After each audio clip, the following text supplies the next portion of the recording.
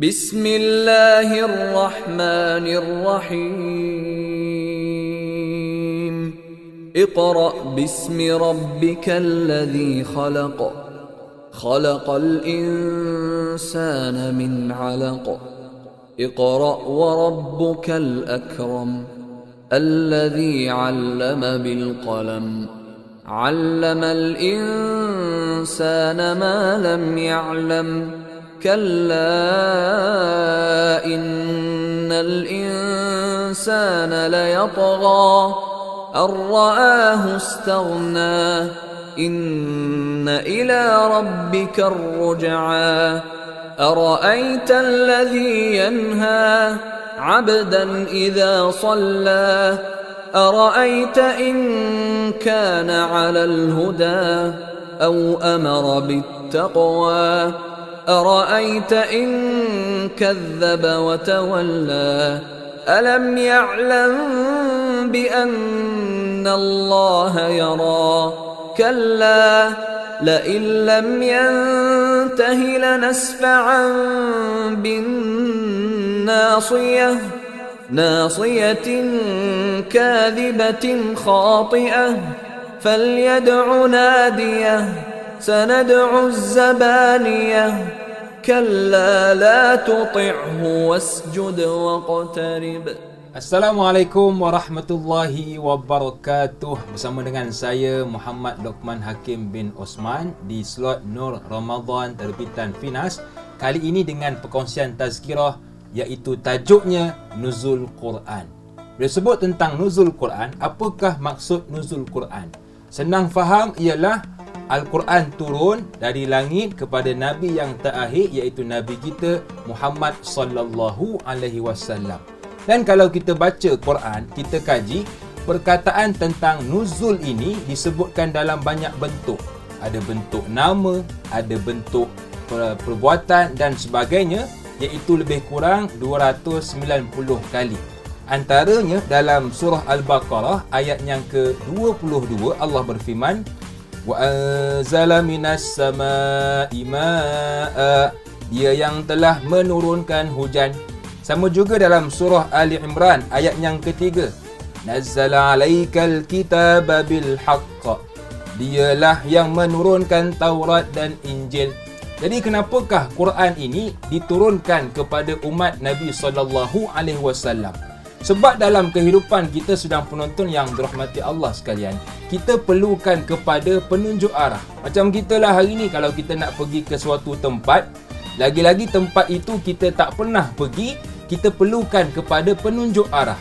Jadi begitulah Al-Quran sebagai penunjuk arah dalam kehidupan kita. Nabi sebut dalam satu hadis riwayat Malik, taraktu fikum amrain, aku tinggalkan kamu dua perkara, yang mana jikalau kamu berpegang teguh kepadanya, lan tadillu abada, kata Nabi, kamu tidak akan sesat buat selama-lamanya, iaitu Al-Quran dan juga sunnah Nabi sallallahu alaihi wasallam. Tapi ustaz, saya dah baca Quran, saya dah belik Quran, tetap sesat lagi ustaz. Kenapa pula? Dia macam ni, contoh kadang-kadang kita guna penunjuk arah. Kita guna penunjuk arah dalam bahasa Inggeris. Kita ni tak berapa faham bahasa Inggeris. Jadi bila contoh penunjuk arah mengatakan in 200 meters, keep right, dalam 200 meter kona kanan, kita tak faham bahasa Inggeris, oh keep right, kona kiri, kita pun kona kiri. Tengok-tengok salah destinasi, kita pun menyumpah, hai, tak boleh gunalah penunjuk arah ni. Kalau nak guna, jangan guna penunjuk arah ni. Aku nak pergi ke A, dia bawa aku pergi ke B. Yang salahnya kita, bukan penunjuk arah. Kita yang tak faham bahasa Inggeris. Sama juga dalam Quran. Quran tak pernah salah. Daripada dulu sampai sekarang, 114 surah, 6,236 ayat, 340,740 huruf. Sikit pun tak pernah berubah. Sebab apa? Sebab Allah yang jaga. Allah sebut dalam Quran, inna nahnu nazzalna dzikra wa inna lahu lahafizun. Kami yang turunkan Al-Quran dan kami yang jaga. Sebab itu tak pernah salah. Yang salah kita, sebab kita tak faham bahasa Arab. Sebab itu dalam Quran ni kita perlu belajar. Kalau tak faham, tanya guru kita. Ada setengah ayat dalam Quran yang bila kita baca, kita boleh faham.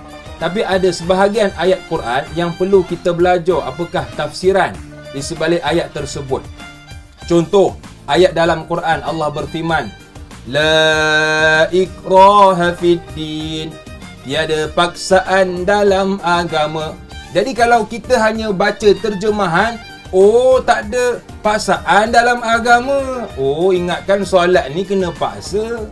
Maksud ayat la ikraha fiddin ialah tiada paksaan kepada orang yang belum Islam untuk masuk kepada agama Islam.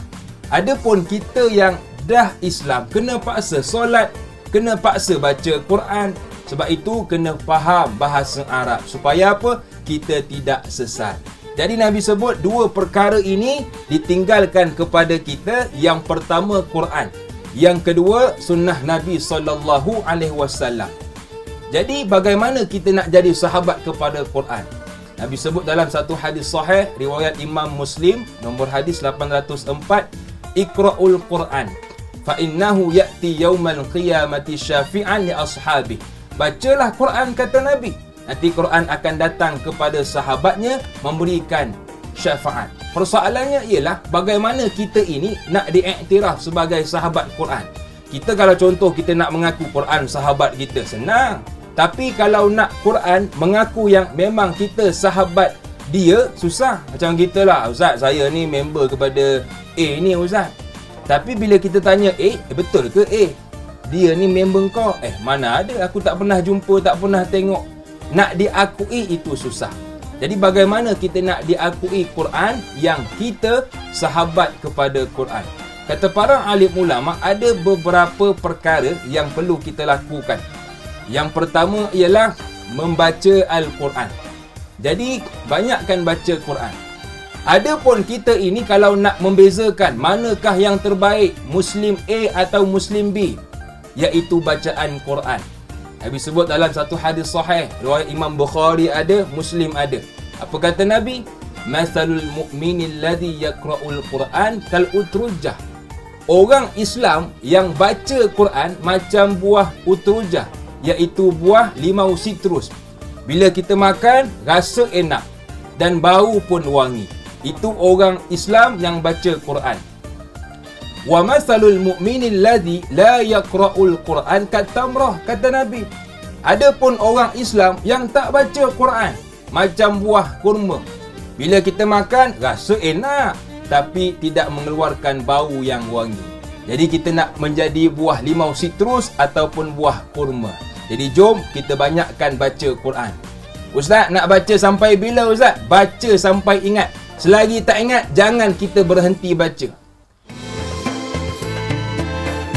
Jadi sempena dengan nuzul Quran ini, jadi jom kita follow Quran dan mudah-mudahan Quran follow back kita. Jadi teruskan menonton dan menghayati perkongsian Tazkirah Ramadan ini hanya di Nur Ramadan terbitan Finas.